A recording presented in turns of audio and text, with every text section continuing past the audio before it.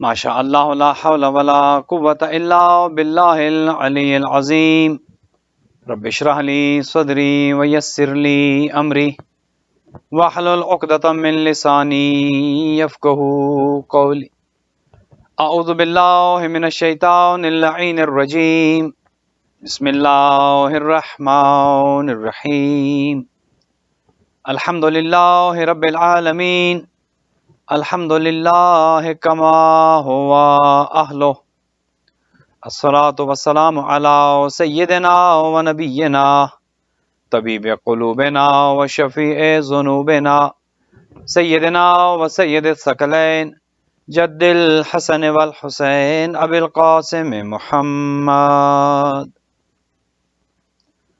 والصلاۃ والسلام علی اہل بیتہ الطیبین الطاہرین المعصومین الغر المیامین المنتجبین المکرمین الذین اذهب اللہ عنہم الرجس وطہرہم تطہیرا رحمت اللہ علی احبابہم واصحابہم وشیعتہم ومحبیہم اجمعین ولعنت اللہ علی اعدائہم وقاتلیہم وظالمیہم من الآن الى قیام یوم الدین اما بعد فقد قال الرحمن فی کتاب الفرقان وقولہ الحق وهو اصدق الصادقین بسم اللہ الرحمن الرحیم انما یرید اللہ لیذہب عنکم الرجس اہل البیت ویطہرکم تطہیرا۔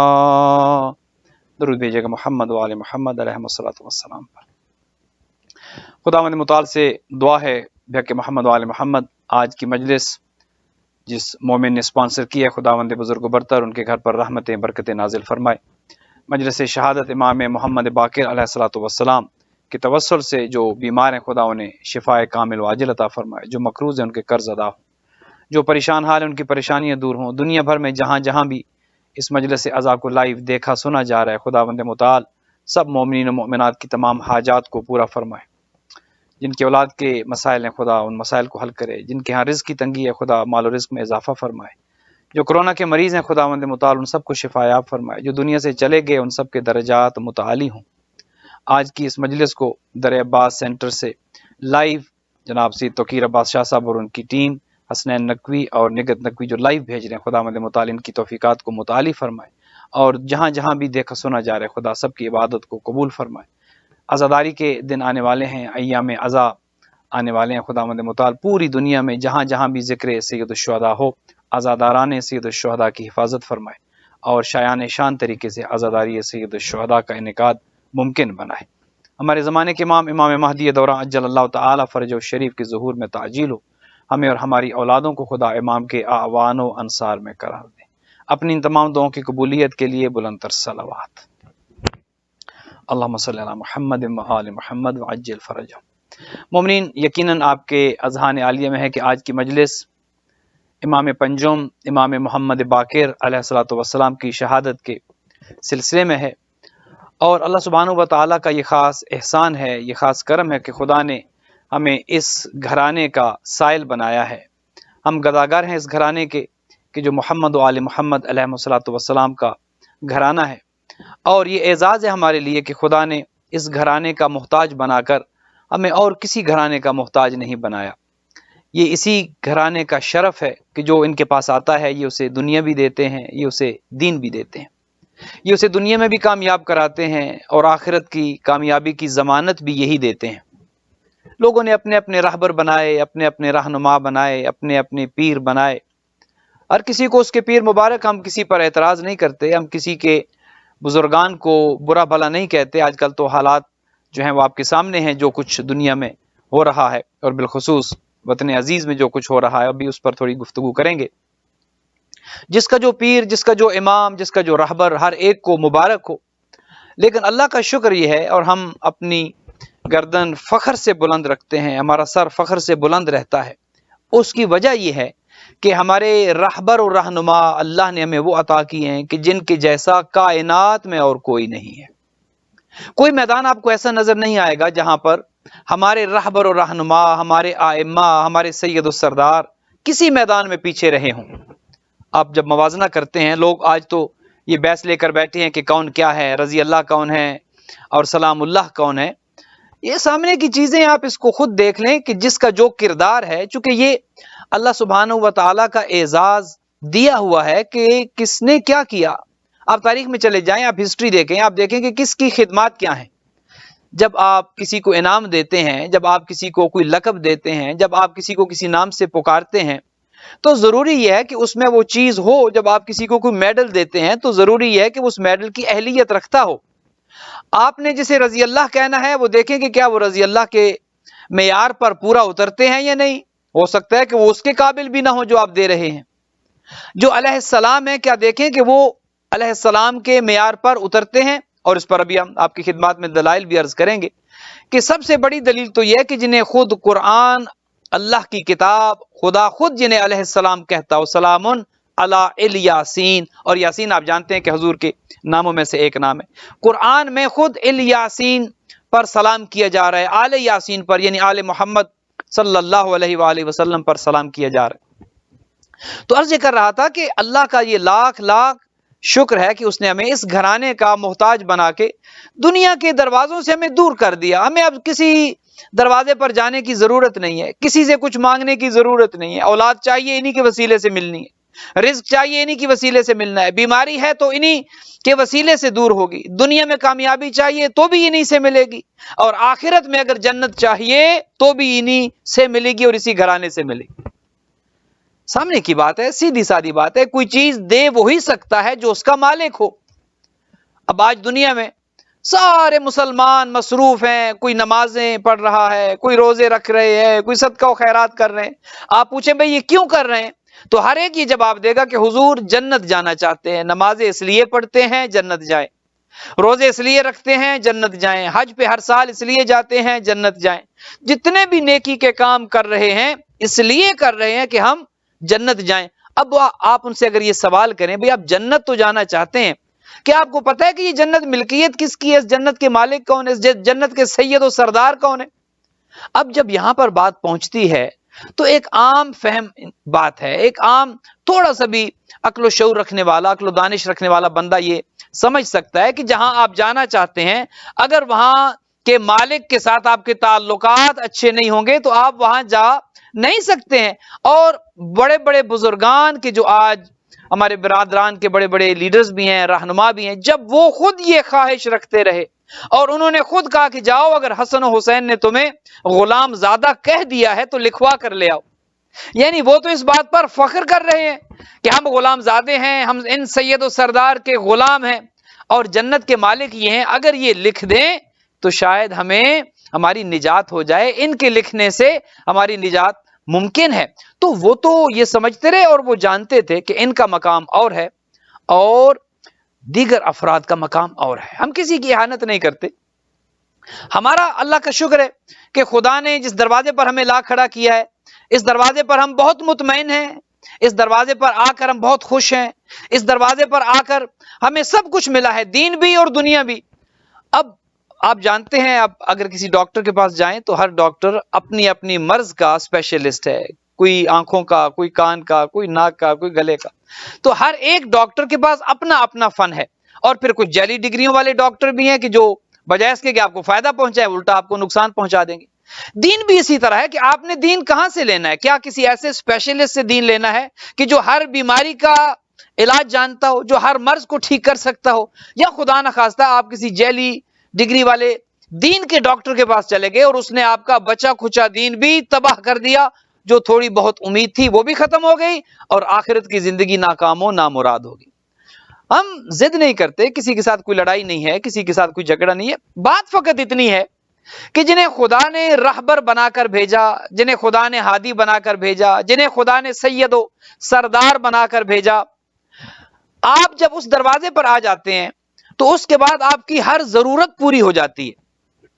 جن کے صدقے میں اللہ نے یہ نظام بنایا، ذرا پہچان تو لیں کہ وہ کون ہے۔ خدا نے جب خود یہ کہا کہ لولاک لما خلقت الافلاک، اے حبیب اگر آپ نہ ہوتے تو کچھ نہ ہوتا، یہ جو کچھ آپ کو کائنات میں نظر آ رہا ہے یہ حبیب یہ آپ کے صدقے میں بنایا ہے، یہ آسمان کا شامیانہ، یہ زمین کا فرش، یہ بہتے دریا، یہ ٹھاٹے مارتے سمندر، یہ چہچہاتے پرندے، یہ چلتی ہوائیں، یہ جو کچھ بنایا ہے اے حبیب آپ کے لیے بنایا ہے۔ اور پھر فرمایا لولا علی لما خلقتک، اے حبیب اگر علی نہ ہوتے تو آپ کو بھی خلق نہ کرتا۔ گویا آپ کا وجود بابرکت بھی مشروط ہے وجود مبارک امیر المؤمنین علی ابن ابی طالب علیہ الصلوۃ والسلام کے ساتھ۔ پھر ایک اور جملہ، یہ حدیث قدسی کا جملہ ہے اور خدا کا کلام ہے حدیث قدسی۔ اللہ سبحانہ و تعالیٰ نے تیسرا جملہ ارشاد فرمایا اور وہ جملہ یہ تھا کہ لولا فاطمہ لما خلقتکما، کہ اگر نور سیدہ نہ ہوتا، نور فاطمہ نہ ہوتا، نہ علی ہوتے، نہ محمد مصطفیٰ ہوتے۔ تو گویا جن کے صدقے میں کائنات بنی، جن کے صدقے میں یہ زمین کا فرش بچھایا گیا، آسمان کا شامیانہ لگایا گیا، جن کے صدقے میں آج آپ کو اور مجھے رزق مل رہا ہے، جن کے صدقے میں آج دنیا کا نظام چل رہا ہے، انہی کے صدقے میں اللہ سبحانہ و تعالیٰ نے پورا نظام جب بنا دیا، انہی کا محتاج اللہ نے قرار دیا کہ دین بھی انہی سے لینا ہے، دنیا بھی انہی سے لینی ہے۔ دنیا میں ہدایت بھی یہی کریں گے چونکہ یہ میرے بنائے ہوئے رہبر و رہنما ہیں جو تمہاری ہدایت کے لیے میں نے بنا کر بھیجے ہیں۔ اور جسے خدا بنا کر بھیجتا ہے وہ غلطی نہیں کرتا، جسے خدا علم دے کر بھیجتا ہے وہ دنیا میں آ کر کسی مدرسے میں جانے کا محتاج نہیں ہوتا، جسے خدا عصمت دے کر بھیجتا ہے، معصوم بنا کر بھیجتا ہے، جس پر خدا سلام کر کے اسے بھیجتا ہے، اسے ہی حق ہے کہ وہ رہبری کرے، رہنمائی کرے۔ اب جو بندوں کے بنائے ہوتے ہیں وہ غلطیاں کرتے ہیں، ظاہر ہے، جنہیں بندے چنیں گے، جو ووٹ لے کر آئیں گے، جو الیکشن کے ذریعے منتخب ہوں گے اور جنہیں انسان منتخب کریں گے، ظاہر ہے بندے خود گناہگار ہیں اور گناہگار گناہگاروں کو ہی چنیں گے۔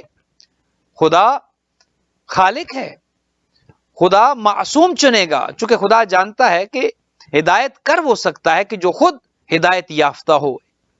ایک خود بیمار ہے وہ کسی دوسرے کو کیا صحت دے گا، ایک خود جاہل ہے وہ کسی دوسرے کو کیا علم دے گا، ایک خود ہدایت کا محتاج ہے وہ دوسرے کی ہدایت کیا کرے گا، ایک خود یہ کہتا نظر آتا ہے کہ اگر علی نہ ہوتے تو میں ہلاک ہو گیا ہوتا، وہ دوسرے کی علمی تشنگی کو کیسے دور کرے گا، ایک اگر خود یہ کہتا نظر آئے کہ شیطان مجھ پر بھی کبھی کبھی حاوی ہو جاتا ہے، وہ دوسرے کو شیطان سے کیسے بچائے گا۔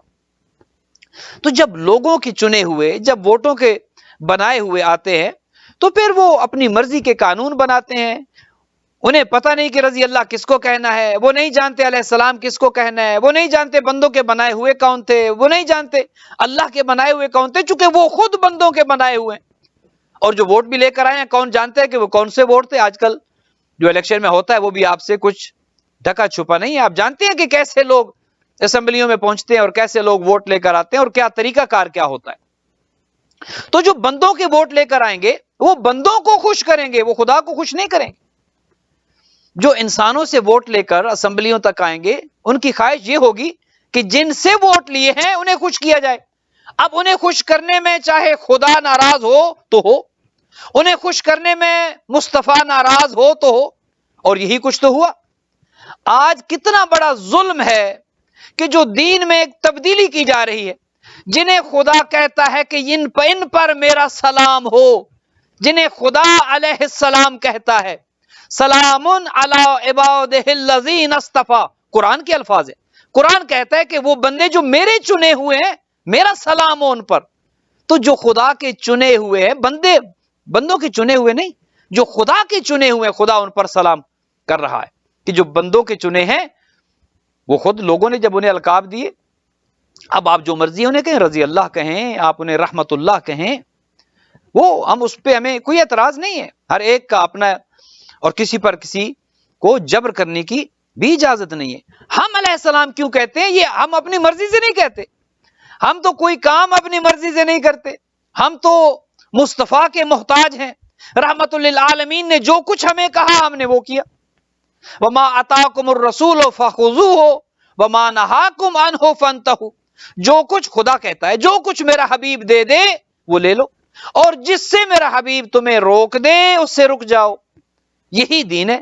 ہماری نہ اپنی مرضی ہے، نہ ہماری اپنی چاہت ہے، نہ ہمارا اپنا کوئی ارادہ ہے، یہ خدا کا ارادہ ہے، اور خدا نے اپنے ارادے کو ظاہر ایسے کیا، انما یرید اللہ لیذھب عنکم الرجس اہل البیت ویطہرکم تطہیرا۔ خدا یہ کہتا ہے کہ یہ میرا ارادہ ہے، اے اہل بیت یہ میرا ارادہ ہے۔ اور ارادے سے پہلے جو لفظ استعمال کیا قرآن حکیم میں وہ ہے انما۔ انما آپ علماء سے سن چکے ہیں کہ انما جو ہے اس کو کہتے ہیں کلمہ حصر، ہے صاد را، کلمہ حصر۔ کیا مطلب؟ کلمہ حصر وہ ہوتا ہے کہ جہاں پر انما آ جاتی ہے، انما کا تخصص یہ ہے کہ یہ گویا ایک سرحد کا کام کرتی ہے۔ لفظ انما جہاں پر آ جاتا ہے اس کا مطلب یہ ہے کہ بس یہی ہے، بس اور بس، صرف اور صرف۔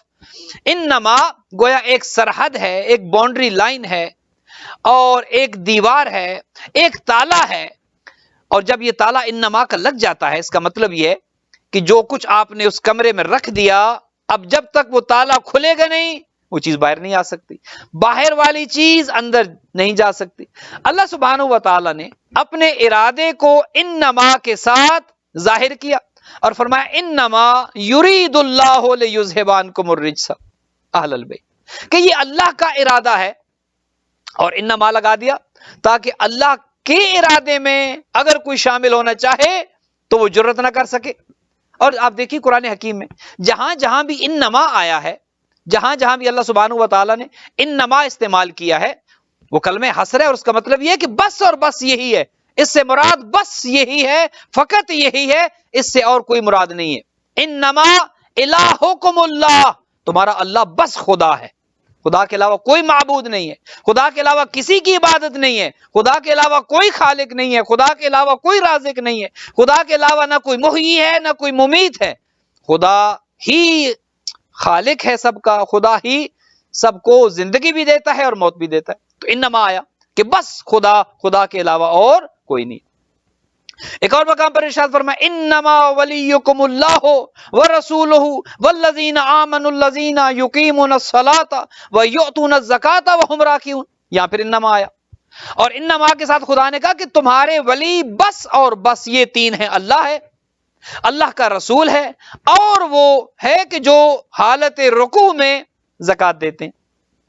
یہاں بھی لفظ انما لا کر خدا نے کہا کہ بس اور بس یہ تین تمہارے ولی ہیں، اللہ ہے، اللہ کا رسول ہے، اور وہ کہ جو حالت رکوع میں زکوٰۃ دیتا ہے۔ وہاں پر کہا کہ تمہارا خدا، تمہارا معبود بس اور بس اللہ ہے، انما الہکم اللہ، خدا کے علاوہ کوئی معبود نہیں۔ یہاں پر کہا کہ انما یرید اللہ، اللہ کا ارادہ بس اور بس اللہ کا یہ ارادہ ہے، یرید اللہ کا یہ ارادہ ہے، انما یرید اللہ لیذھب عنکم الرجس اہل البیت، کہ اے اہل بیت خدا تم سے رجس کو دور رکھے۔ اب رجس کیا ہے؟ قرآن مجید میں لفظ رجس 10 مرتبہ استعمال ہوئے مختلف چیزوں کے لیے۔ فاجتنبوا الرجس، اللہ سبحانہ و تعالیٰ نے کہا کہ رجس سے اپنے آپ کو بچا کر رکھو، رجس سے دور رہو۔ کبھی کہا کہ اوثان بت پرستی رجس ہے، کبھی کہا وقول الزور رجس ہے، جھوٹی بات رجس ہے، کبھی کہا بتوں کی پوجا رجس ہے، کبھی کہا شراب کا پینا رجس ہے۔ گویا یہ جتنی برائیاں ہیں یہ سب رجس ہے، بتوں کی پوجا رجس ہے، شرک رجس ہے، گناہ رجس ہے، یہ سب جو آپ نام لیتے جائیں یہ سب رجس ہے۔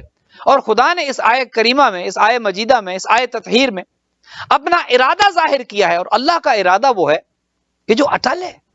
آپ ارادہ کرتے ہیں، میں ارادہ کرتا ہوں، کبھی ہم اپنے ارادے کو پائے تکمیل تک پہنچا سکتے ہیں اور کبھی نہیں پہنچا سکتے، کبھی ہم وہ ارادہ پورا کر سکتے ہیں کبھی نہیں کر سکتے، ہمارا ارادہ کبھی مکمل ہوتا ہے کبھی نہیں ہوتا، کبھی ٹوٹتا ہے۔ اور اسی لیے امیر المومنین یہ فرماتے ہیں کہ میں نے اپنے اللہ کو عرفت ربی بفسخ العزائم، کہ میں نے اپنے اللہ کو اپنے ارادوں کی ٹوٹنے سے پہچانا ہے۔ بندہ ارادہ کرتا ہے، کبھی وہ ارادہ کام پورا ہو سکتا ہے کبھی نہیں ہوتا، لیکن اللہ کا ارادہ ایسا نہیں ہے۔ خدا جب ارادہ کرتا ہے تو اس ارادے کو یقیناً اور حتمی طور پر پورا ہونا ہے۔ تو خدا نے یہ کہا یہاں پر کہ یہ میرا ارادہ ہے، کسی بندے کا ارادہ نہیں، کسی صحابی کا ارادہ نہیں، کسی نبی کا ارادہ نہیں۔ فرمایا انما یرید اللہ، یہ اللہ کا ارادہ ہے۔ اور ارادہ کیا ہے؟ اے اہل بیت میں رجس کو تم سے دور رکھوں۔ اب رجس میں نے آپ کی خدمت میں عرض کر دیا کہ ہر برائی رجس ہے، بتوں کی پوجا رجس ہے، گناہ رجس ہے، شراب پینا سب رجس ہے۔ اور خدا نے کہا کہ یہ میرا ارادہ ہے، اے اہل بیت میں تم سے رجس کو دور رکھوں۔ اب میں آپ سے یہ پوچھتا ہوں کہ جب اللہ نے رجس کو اہل بیت سے دور رکھا ہے تو اب کیا وہ رجس اہل بیت کے قریب آ سکتا ہے؟ ممکن نہیں ہے، سوال نہیں پیدا ہوتا کہ جس کو خدا دور رکھے وہ پھر اہل بیت کے قریب آئے۔ اب یہ آپ پہ ہے کہ آپ سوچیں اور آپ دیکھیں کہ کیا کیا اہل بیت سے دور ہے اور کون کون اہل بیت سے دور ہے، اور جو دور ہے قرآن یہ کہتا ہے کہ وہ رجس ہے، اور جو رجس ہے وہ اہل بیت سے دور ہے۔ اب جسے اللہ نے اہل بیت سے دور رکھا ہوا ہے، آپ اور میں کون ہے کہ اسے اہل بیت کے قریب لائے؟ اور اسے توفیق ہی کیسے ہوگی کہ وہ اہل بیت کے قریب آئے؟ چونکہ اسے اللہ نے اہل بیت سے دور رکھا ہوا ہے، اور رکھا کیوں ہے؟ چونکہ وہ رجس ہے، اور رجس ہی انسان سے گناہ کرواتا ہے، رجس ہی انسان کو یہ کہتا ہے، شیطان بھی ایک رجس سے ظاہر، شیطان ہی انسان کو یہ کہتا ہے، اس کی سوچ کی نجاست انسان کو یہ کہتی ہے کہ جن پر خدا نے سلام بھیجا ہے ان کا مقام و مرتبہ گراؤ، جنہیں خدا نے علیہ السلام لکھا ہے سلام علی الیاسین سلام علی عبادہ الذین اصطفی، خدا قرآن میں جن پر سلام بھیجتا ہے وہ جو رجس ہیں وہ یہ چاہتے ہیں کہ اس مقام و مرتبہ کو کم کریں۔ خدا کہتا ہے کہ میں نے رجس کو ان سے دور رکھا ہے۔ اب جس سے خدا نے دور رکھا ہے وہ تو ان کے قریب آ نہیں سکتا، اور خدا نے جب انہیں مقام و مرتبہ بہت بلند دیا ہے کوئی ان کا مقام و مرتبہ گھٹا نہیں سکتا۔ فانوس بن کر جس کی حفاظت ہوا کرے وہ شمع کیا بجھے جسے روشن خدا کرے۔ جن کی عزت، جن کا مقام، جن کا مرتبہ خدا بڑھائے بندے کیا گھٹا سکتے ہیں؟ لہذا اس آیے مجید تطہیر میں خدا نے اپنا ارادہ ظاہر کیا اور یہ کہا کہ اے اہل بیت میرا یہ ارادہ ہے کہ میں تم سے رجس کو دور رکھوں۔ اب یہ آیت کا ایک ٹکڑا ہے، یہ مکمل آیت نہیں ہے، اس سے پہلے بھی آیت کا ایک حصہ ہے، اور یہ سورہ مبارک احزاب کی 33ویں آیت ہے۔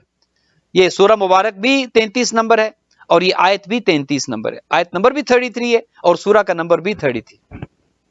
اب بعض لوگوں نے ان اہل بیت میں بہت سے اور لوگوں کو شامل کرنا چاہا اور کوشش کی کہ اس میں اور لوگوں کو بھی شامل کر دیا جائے تاکہ اہل بیت ذرا زیادہ ہو جائیں، کافی رشتہ دار بھی شامل ہو جائیں اور اس کو وسیع کر دیا جائے۔ اور اس کی دلیل انہوں نے یہ دی کہ چونکہ یہ آیت کا آخری ٹکڑا ہے، آیت نمبر 33 کا، اس سے پہلے والی جو آیت ہے اس میں چونکہ ازواج کا ذکر ہے، تو چونکہ ازواج کا ذکر آ رہا ہے اور اسی آیت کے اگلے حصے میں خدا عصمت و طہارت کی بات کر رہا ہے اور رزق کو دور کرنے کی بات کر رہا ہے، لہٰذا وہ ازواج بھی اس آیت تطہیر میں شامل ہیں۔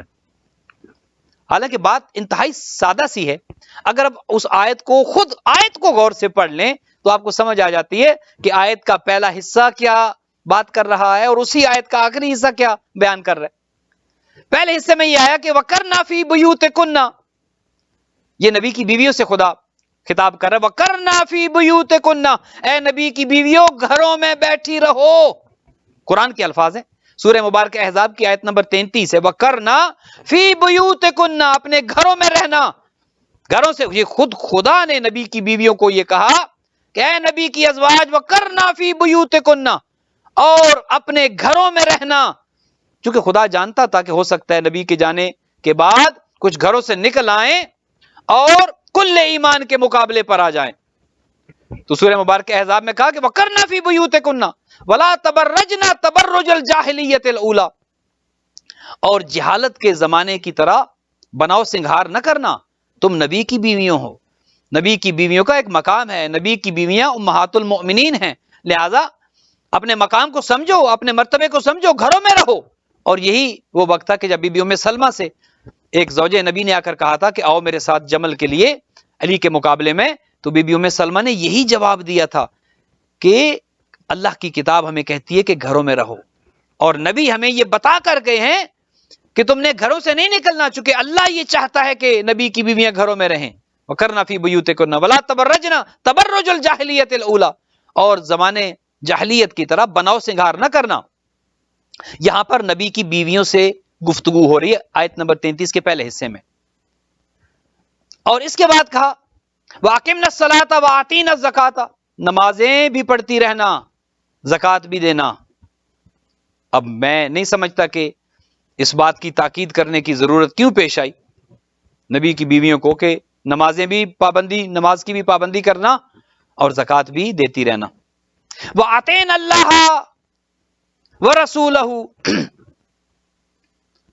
اللہ کی بھی اطاعت میں رہنا اور اللہ کے رسول کی بھی اطاعت میں رہنا. یہاں تک بات ہو رہی ہے نبی کی ازواج سے. آیت ایک ہی ہے، پہلے حصے میں نبی کی ازواج سے بات ہو رہی ہے، اور جتنے بھی صیغے استعمال ہوئے ہیں وہ جمع مؤنث کے صیغے استعمال ہوئے ہیں. نبی کی بیویوں کو اللہ نے خطاب کیا فیمیل کے لیے، جمع مؤنث کا صیغہ استعمال کیا. اب جب آگے آیت بڑھی تو لہجہ تبدیل ہوا، صیغہ تبدیل ہوا. گرامر یہ بتاتی ہے کہ یہاں تک بات تھی ازواج نبی کے ساتھ، اب جو بات شروع ہو رہی ہے آگے کا انما یرید اللہ لیذھب عنکم جمع مذکر کے لیے آتا ہے. جہاں پر مرد زیادہ ہوں وہاں صیغہ جمع مذکر کا آتا ہے. پہلے بات تھی جمع مؤنث کے ساتھ، خواتین کے ساتھ، اب بات ہو رہی ہے مردوں کے ساتھ، چونکہ مرد 4 ہیں خاتون 1 ہے. انما یرید اللہ لیذھب عنکم الرجس اہل البیت وَيُطَهِّرَكُمْ تَطْهِيرًا. اے اہل بیت مصطفیٰ، اے اہل بیت محمد، میرا ارادہ یہ ہے. انہیں تو یہ کہا نا کہ گھروں میں رہو، بناؤ سنگار نہ کرو، نمازیں بھی پڑھو، زکوٰۃ بھی دو، اللہ اور رسول کی اطاعت بھی کرو. اے اہل بیت، میرا ارادہ تمہارے بارے میں یہ ہے کہ رجس کو تم سے دور رکھوں، اور ایسے دور رکھوں جیسے دور رکھنے کا حق ہے، اور تمہیں پاک و پاکیزہ کر دوں، اور ایسے پاک و پاکیزہ کروں جیسے پاک و پاکیزہ کرنے کا حق ہے. جبریل جب یہ آیت لے کر آئے، اور چادر کے نیچے، بات لمبی نہ ہو جائے، میں اپنی گفتگو کو مختصر بھی کروں اور آپ کی زحمات کو ختم کروں.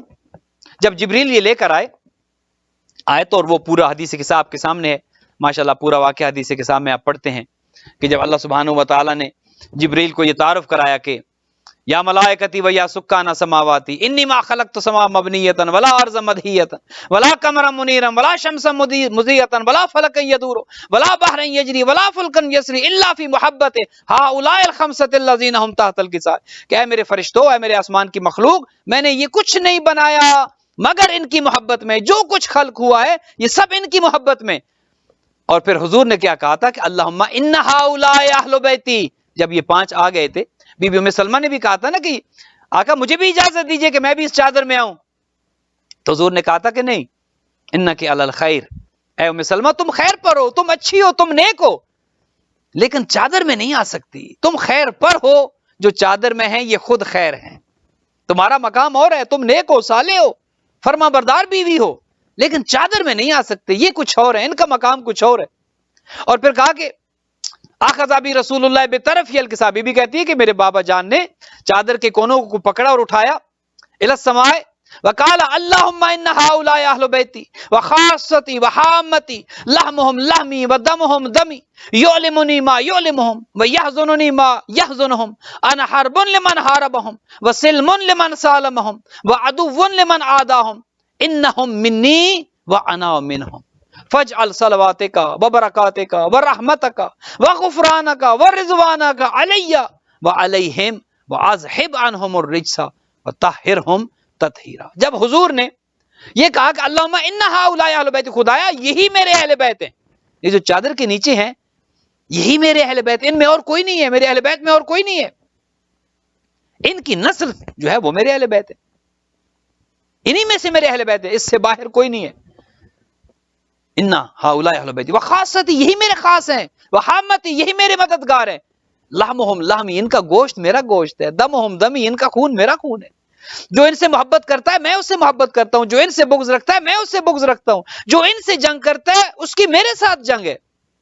فجعل صلواتک وبرکاتک، اے اللہ تو ان پر صلوات بھیج، اے اللہ تو ان پر درود بھیج، اے اللہ تو ان پر سلام بھیج. تو حضور جب اللہ سے یہ کہیں کہ اے اللہ یہ تو لائق سلام ہے، یہ تو لائق درود ہے، تو ان پر درود بھیج، اور جن پر حضور کہیں کہ اللہ تو سلام بھیج، آج کا سیاستدان کہے کہ انہیں سلام نہیں، انہیں رضی اللہ لکھا جائے. حضور جن کے بارے میں کہیں کہ لحمہم لحمی، ان کا گوشت میرا گوشت ہے، حضور جسے کہیں کہ ان کا گوشت میرا گوشت، ان کا خون میرا خون، جو خون ان کی رگوں میں دوڑ رہا ہے وہی خون میری رگوں میں دوڑ رہا ہے. تو حضور کے لیے ذرا آپ رضی اللہ لکھ کے دکھائیں، حضور کو آپ کہیں معاذ اللہ رضی اللہ. حضور کہتے ہیں کہ یہ مجھ سے ہے، میں ان سے ہوں، ان میں اور مجھ میں فرق نہیں ہے. اولنا محمد اوسطنا محمد آخرنا محمد وکلنا محمد. فرمایا کہ یہ ہر زمانے میں نام بدل بدل کے آتے رہے لیکن یہ سب محمد ہیں. کبھی علی بن کر آئے، کبھی یہ حسن بن کر آئے، کبھی یہ حسین بن کر آئے، کبھی یہ علی زین العابدین بن کر آئے، کبھی یہ محمد باقر بن کر آئے، لیکن ہیں یہ سارے کے سارے محمد. چونکہ یہ مجھ سے ہیں، میں ان سے ہوں. آج چونکہ 5ویں محمد کا ذکر ہے، دل تو چاہتا تھا کہ گفتگو اور ہو اور امام کے حوالے سے میں مزید کچھ آپ کی خدمت میں عرض کروں. 5ویں محمد کا ذکر ہے، یہ اپنے خصائل میں، اپنے شمائل میں، اپنی خصوصیات میں، اپنے فضائل میں، اپنے کرامات اور معجزات میں، یہ سب ایک ہیں. جو رسول اللہ کے لیے ہے وہی ان کے لیے ہے. چونکہ اللہ جسے ہادی بنا کر بھیجتا ہے اس میں چاہیے یہ کہ وہ خدا کے مدرسے کا پڑھا ہوا ہو. علیہ السلام میں اور رضی اللہ میں فرق یہ ہے، امام محمد باقر ہیں علیہ السلام چونکہ خدا نے سلام بھیجا ہے.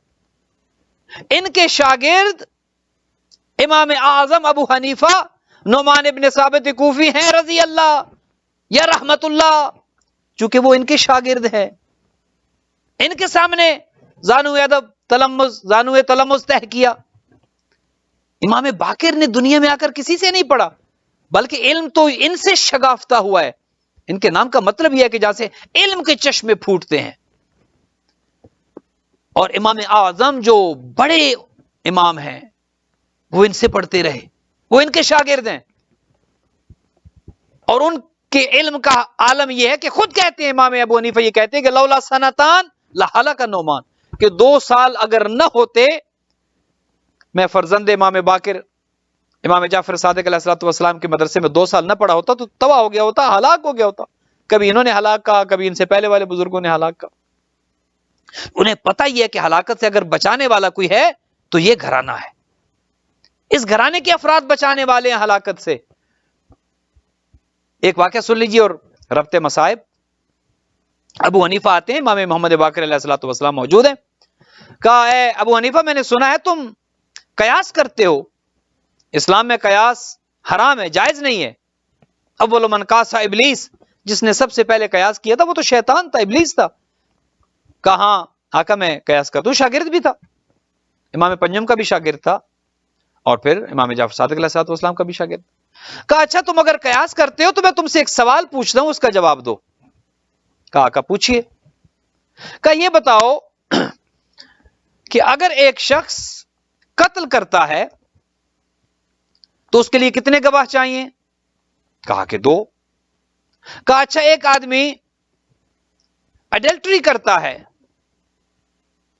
برائی کرتا ہے، اس کے لیے کتنے گواہ چاہیے؟ کہا کہ 4. امام نے کہا کہ ابو حنیفہ یہ بتاؤ کون سا گناہ بڑا ہے، یہ گناہ کہ جس کے لیے 4 گواہ چاہیے یا وہ گناہ کہ جس میں بندہ قتل ہو رہا ہے؟ اس نے کہا یقیناً وہ گناہ بڑا ہے کہ جس میں بندہ قتل ہو گیا ہے. تو قتل ہو گیا، ایک زندگی آپ نے لی، اور قرآن یہ کہتا ہے کہ ایک بندے کی زندگی بچاؤ گے پوری انسانیت کو بچایا، اور ایک بندے کی زندگی تم نے لی گویا پوری انسانیت کا قتل تمہاری گردن پر ہے. کہا یقیناً قتل کرنا بڑا گناہ ہے. کہا اگر تمہاری بات کو درست مانا جائے کہ قتل کرنا بڑا گناہ ہے اور ایڈلٹری اس سے کم درجے کا گناہ ہے تو پھر بات الٹ ہونی چاہیے تھی، جس کے لیے 2 گواہ چاہیے اس کے لیے 4 گواہ چاہیے ہوتے، اور جہاں پر 4 گواہ چاہیے وہاں پر 2 گواہ چاہیے ہوتے. تمہارا قیاس کیا کہتا ہے؟ یہاں سے پتہ چلتا ہے علیہ السلام کون ہے، رضی اللہ کون ہے، خدا کے مدرسے سے کون پڑھ کے آئے اور دنیا میں آ کر کون تعلیم حاصل کرتے رہے، اور حاصل کرنے کے باوجود بھی ان کا علم اس مقام پر نہیں تھا. لاجواب ہو گیا. امام نے کہا بتاؤ قیاس تو یہی کہتا ہے نا کہ جو بڑا گناہ ہے گواہ زیادہ چاہیے اس کے لیے، جو کم گناہ ہے اس کے لیے گواہ تھوڑے چاہیے، لیکن یہاں پر معاملہ الٹ ہے. کہا مولا میں نہیں جانتا، میں نہیں سمجھتا. ہاں واقعی بالکل آپ کی بات درست ہے، میں اس سوال کا جواب نہیں رکھتا. تو امام نے کہا کہ دیکھو جو 2 گناہ کرنے والے ہیں کہ جن کے لیے 4 گواہ چاہیے، وہاں پر گناہ کرنے والے 2 ہیں، ایک نہیں ہے.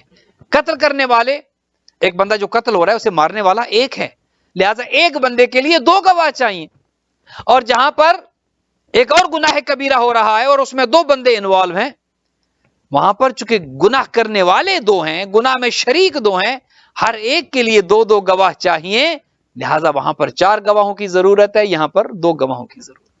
اور اس کے بعد بات آگے بھی بڑھتی ہے، لیکن دامن وقت میں گنجائش بھی نہیں ہے اور شاید یہ مناسب بھی نہ ہو یہاں سے بیان کرنا۔ امام نے جو اس سے پوچھا، تو جو ان کے محتاج ہوں علم میں، حلم میں، سخاوت میں، صداقت میں، ہر حوالے سے، شجاعت میں، ہر میدان میں اہل بیت علیہ الصلوۃ والسلام ہی تو آگے آگے رہے ہیں۔ کون آگے رہا ہے؟ کس نے جانیں دی ہیں؟ کس نے قربانیاں دی ہیں؟ اسلام کے لیے کس نے کیا خرچ کیا ہے؟ آج بھی تلواریں میوزیمز میں پڑی ہیں اور بڑی سنبھال کے رکھی ہوئی ہیں، چونکہ جو لڑے نہیں ہیں آج وہ چیزیں سنبھال کے رکھی جائیں گی۔ علی حیدر کرار کی طرح کون ہے؟ علی کے فرزندوں کی طرح کون ہے کہ جو میدان عمل میں اترا ہو؟ کس کا گھرانہ قربان ہوا؟ کس کی نسل اسلام کے کام آئی؟ کس کے بچے قربان ہوئے؟ کس کی خواتین کی چادریں چھینی گئیں؟ یہ وہ ہیں کہ جنہوں نے دین کو بچایا ہے، یہ وہ ہیں کہ جن پر اللہ نے سلام کہا ہے، یہ وہ گھرانہ ہے جنہوں نے سب کچھ دین کے لیے قربان کیا۔ مرد قربان ہوتے ہیں، مرد جنگیں لڑتے ہیں، مارتے ہیں، مر جاتے ہیں، مرد میدان جنگ کی زینت ہوتے ہیں، لیکن ہیومن رائٹس والے بھی یہ کہتے ہیں کہ کسی بھی جنگ میں بوڑھوں پر، عورتوں پر، بچوں پر ہاتھ نہیں اٹھانا۔ کیسے ظالم تھے جنہوں نے مردوں کو شہید کیا، عورتوں کو اسیر کیا اور بچوں کو بھی معاف نہیں کیا۔ امام محمد باقر علیہ الصلوۃ والسلام کی عمر مبارک کربلا میں 3.5 یا 4 سال کی عمر ہے۔ کل امام کی عمر مبارک 57 سال ہے، لیکن کربلا میں امام کی عمر 3.5 یا 4 سال تھی۔ سب اپنی آنکھوں کے سامنے دیکھا امام باقر نے۔ 57 سال کل زندگی ہے میرے 5ویں امام کی، لیکن دکھ اتنے ہیں جس معاشرے میں آپ اور ہم رہتے ہیں، ہم یہ بات یقینی بناتے ہیں کہ اگر ہم کسی مینٹلی ٹارچر کی کیفیت سے گزریں تو گزریں، بچہ وہ نہ دیکھے، بچے کے سامنے کوئی ایسی چیز نہ ہو، بچہ کوئی ایسی نیوز نہ دیکھے، بچہ کوئی ایسی چیز ٹی وی پر نہ دیکھ لے کہ جس سے اس کی نفسیات پر اثر ہو۔ آئیے ذرا کربلا، کوئی 3.5 سال کا بچہ ہے، کوئی 3 سال کا ہے، کوئی 4 سال کی حسین کی یتیمہ ہے، کوئی 5 سال کا ہے، اور سب دیکھ رہے ہیں کہ کیا ہو رہا ہے۔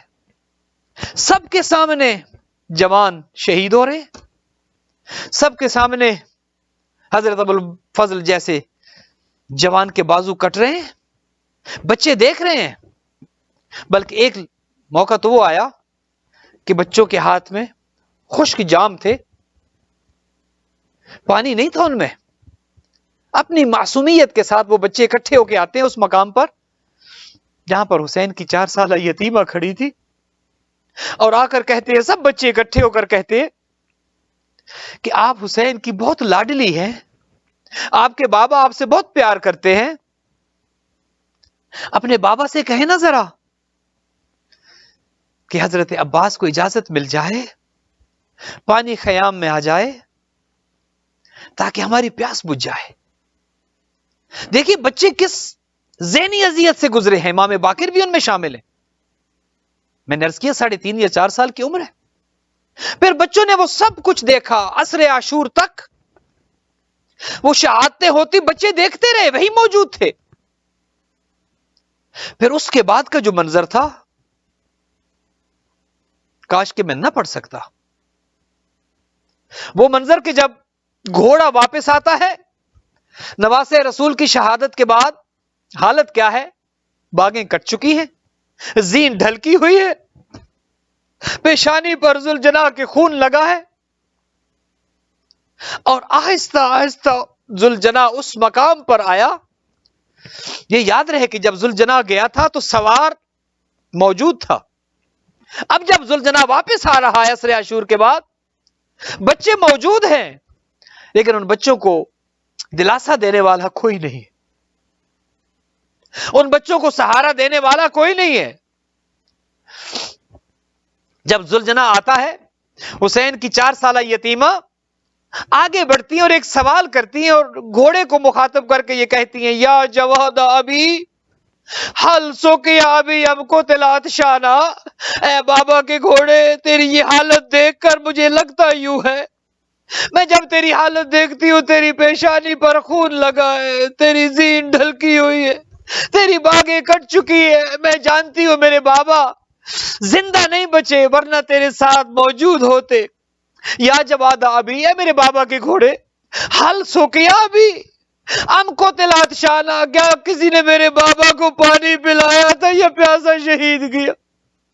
میرے بابا کی سواری، میرے بابا کے گھوڑے ذوالجناح، میں فقط تم سے یہ سوال کرتی ہوں، مجھے یہ بتا کیا سکینہ کے بابا کو کسی نے پانی پلایا تھا یا پیاسا شہید کیا؟ عزادارو بچے یہ سب دیکھ رہے تھے، امام باقر بھی موجود تھے۔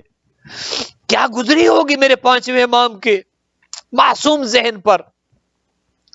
اور پھر وہ وقت بھی آیا کہ جب خیموں کو آگ لگی،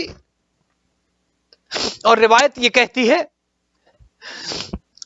کہ خیموں کو جب آگ لگائی گئی نا، آپ یہ سنتے رہتے ہیں ذاکرین سے کہ ایک خیمے کو آگ لگی، بیویاں دوسرے خیمے میں گئی، دوسرے خیمے کو جلایا گیا، بیویاں تیسرے خیمے میں گئی۔ جو روایت میں نے دیکھی ہے وہ یہ ایک ایک خیمے کو آگ نہیں لگائی گئی، اتنا وقت کہاں تھا کہ بیویوں کو یہ موقع دیا جاتا کہ ایک سے دوسرے میں جائے اور دوسرے سے تیسرے میں جائے۔ روایت یہ کہتی ہے کہ سب خیموں کو اکٹھی آگ لگائی گئی، بیویاں اس طرح خیام سے باہر نکلی سید سجاد کی اجازت کے بعد کہ جیسے تسبیح کا دھاگا جب ٹوٹتا ہے نا تو تسبیح کے دانے کیسے بکھر جاتے ہیں، کوئی بچہ کدھر بکھر گیا، کوئی بچہ کہیں چلا گیا، کوئی بیوی کہیں چلی گئی۔ امام باقر وہ دیکھ رہے تھے۔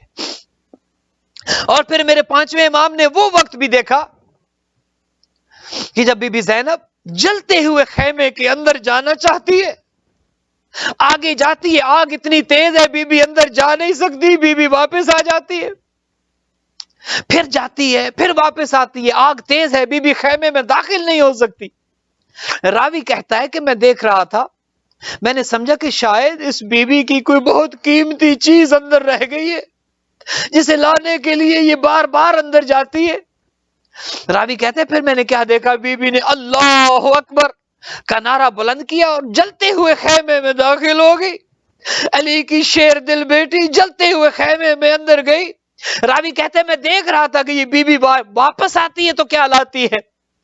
راوی کہتے ہیں میں دیکھ رہا تھا جب بی بی اندر گئی تو خالی تھی، اور جب باہر واپس آئی تو بیمار بھتیجے کو اپنی پشت پہ اٹھایا ہوا تھا، سید سجاد کو اپنی پشت پہ اٹھایا ہوا تھا، گویا کہہ رہی ہو حسین میں نے امامت کو بچا لیا، حسین میں نے تیرے سجاد کو جلتے خیمے سے باہر نکال لیا۔ امام باقر یہ بھی دیکھ رہے تھے، اپنی آنکھوں سے اپنے بابے کو جلتے ہوئے خیمے سے باہر آتے میرے پانچویں امام نے دیکھا۔ آپ کی زحمت تمام کر رہا ہوں، جی چاہتا ہے جی بھر کے گریا کرے، اور میری گریے کو ترستی ہوئی قوم، اور میرے رونے کو ترستی ہوئی قوم،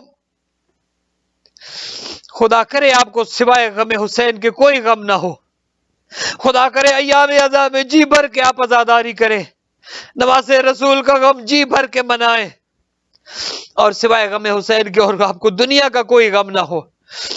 3.5-4 سال کی عمر میں میرے پانچویں امام نے یہ سب کچھ دیکھا۔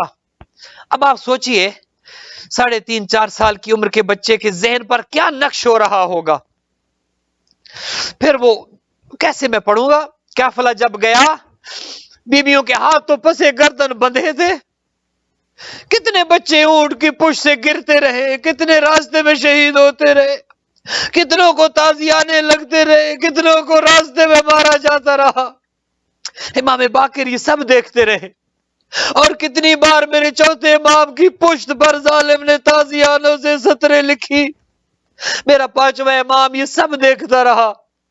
اور پھر شام کے زندان میں جب گئے، بچپنا تھا یقین، جیسے بی بی سکینہ پوچھتی تھی نا اپنے بھائی سے، سجاد بھائی یہ بتاؤ، کیونکہ روایت یہ کہتی ہے جس قید خانے میں تھے اس کی چھت نہیں تھی، تو دن میں جب پرندے اس قید خانے کے اوپر سے گزرتے تھے حسین کی یتیمہ دیکھتی تھی، پوچھتی تھی سجاد بھیا یہ پرندے کدھر جا رہے ہیں؟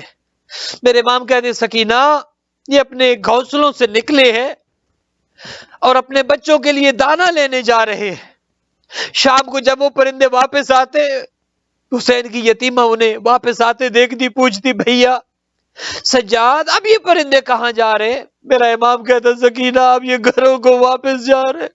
عزادارو یہ سننا تھا، بی بی رو پڑتی اور کہتی سجاد کیا وہ وقت بھی آئے گا کہ ہم بھی کبھی گھروں کو لوٹیں گے؟ کیا وہ وقت بھی آئے گا کبھی جب ہم بھی اپنے گھروں کو جائیں گے؟ امام باقر یہ سب دیکھ رہے تھے۔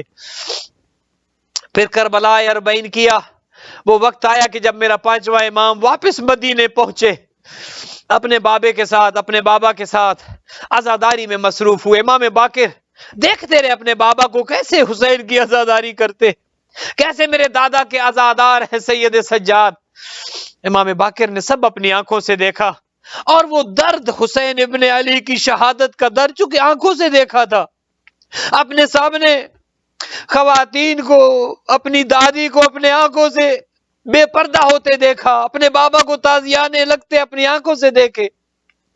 امام باقر کا جگر چھلنی تھا، وہ سب بار بار یاد آتا تھا، ایسا جگر کہ جو قدم قدم پر چھلنی کیا گیا ہو۔ میں آپ سے پوچھتا ہوں کیا اس جگر کو زہر دینے کی گنجائش باقی رہتی ہے؟ لیکن اس ظالم حشام ابن عبد الملک نے 57 سال کی عمر میں میرے پانچویں امام کو زہر دیا، اور عزادارو 7 ذوالحجہ جب وہ زہر دیا، وہ زہر اتنا سخت تھا گویا امام کا جگر کٹنا شروع ہوا۔ جگر تو پہلے ہی چھلنی ہو چکا تھا، جگر تو پہلے ہی کباب ہو چکا تھا، لیکن میرا دل یہ کہتا ہے جب زہر دیا گیا ہوگا، جب امام کا وقت آخر ہوگا، امام کا رخ ضرور کربلا کی طرف پھرا ہوگا، اور ایک دفعہ کہا ہوگا السلام علیکم یا ابا عبداللہ، اے غریب کربلا میرا سلام، اے کربلا کے پیاسے میرا سلام، اے کربلا کے بے گور و کفن شہید میرا سلام۔ یہ اللہ کو تو امام جعفر صادق نے غسل و کفن بھی دیا، اور جنت البقیع میں انتہائی عزت و احترام کے ساتھ دفن کر دیا۔ ہائے رے میری جان قربان اس غریب کربلا پر جس کا لاشا 3 دن تک کربلا کی تپتی ریت پر پڑا رہا۔ الا لعنت اللہ علی القوم الظالمین وسیعلم الذین ظلموا ایام منقلب ینقلبون۔ ماتم حسین۔